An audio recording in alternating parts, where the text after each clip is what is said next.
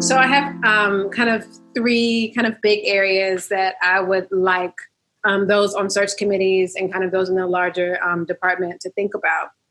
So the first thing is that we have to, again, kind of think about the creation of knowledge. Who is creating the knowledge? To whom do we give epistemic privilege? And who is the canon? And what happens when you shift the canon, right? So in religious studies, for example, we give a lot of emphasis to Tillich. Let's say that what if we were to shift the canon and maybe think about the work of M. Jackie Alexander as one of the canonical texts in religious studies. So the next thing is that I'd like people to sit with and examine your own biases and how you came to arrive at your own ideas of the field, what your particular field is supposed to look like, what counts as research, what becomes kind of anecdotal or not as important to the development of the field. So we all have arrived where we've arrived to as scholars because of what we've been taught by other scholars. But if you were to step outside of that framework and think about what if you had an entirely different committee in graduate school? What if you had gone to an entirely different university? And what if you had read an entirely different list of canonical texts? What if your exams were different, right? Then your ideas of what is research and how you approach the field would be completely different than what it is now. And then the third thing is that I want committee members to always remember that you gravitate toward the type of research that has the most in common with yours. It's natural we all do it, right? So when we know the scholars they're citing, or when we know the people they worked with in graduate school, when we know those particular terms, there's a different way that you interact with that particular candidate's package.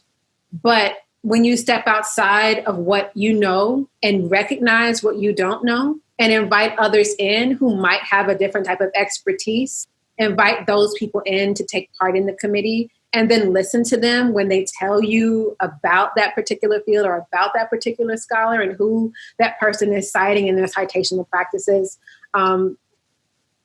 We can open up the opportunities to hire different types of people that we hadn't even thought about hiring before.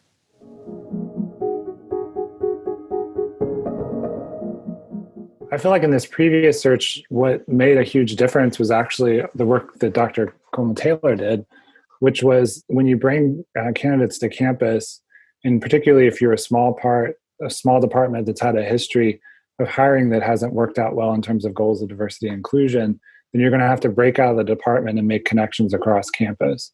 So that's one of the benefits of being at UT, is having other units on campus that have more diverse faculty than our current department does. So Dr. Coleman Taylor was able to, we worked into the schedule meetings for candidates that were with faculty in the department, but also faculty whose research they would overlap with if they were at UT. And so that's kind of standard for any job search, but it's to be conscious about who you connect with across campus. And so making those connections that break outside of the department. So that was a lot of the work that Dr. Coleman Taylor did in the previous search, was working into the schedule, separate meetings or independent meetings in which faculty in African diaspora can meet together and talk about the research of the candidate, or if it's a candidate in Mexican American studies, or if it's a candidate related to LELOS, is our NACE, is to create those opportunities for candidates to see other faculty across the campus. I just want to add that it is incumbent upon those in power, particularly in a department that is predominantly white men, and most of them being senior, right? So it's important for those who have that power to also advocate for those who have less power, i.e. Junior faculty, i.e. Particularly in our department, faculty of color who are junior, is myself. And so it's important because something that Chad did often that I really appreciate and respect is that he would have these conversations with his colleagues who because he has a position of power, right? He would have these conversations with colleagues that, for example, I couldn't have. Because oftentimes when faculty of color have conversations about race, people kind of assume, oh, well, of course she's going to talk about race. She's Black, right? But when you can have conversations about race and you are not from that representative, that you're not representative of that group, right? It lands differently on your colleagues. It lands differently on colleagues for Chad to talk about gender and race than it does for me. And so that's another key, is that faculty members, especially those who are senior, need to be ready to challenge and push back against other senior faculty members in order to get the job done.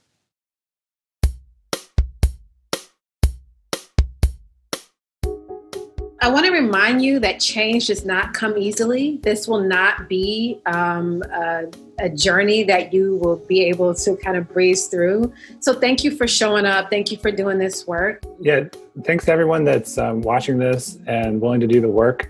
It's important work, and it strengthens the department. It makes it more intellectually robust, and it's not a burden or an obligation, but an opportunity.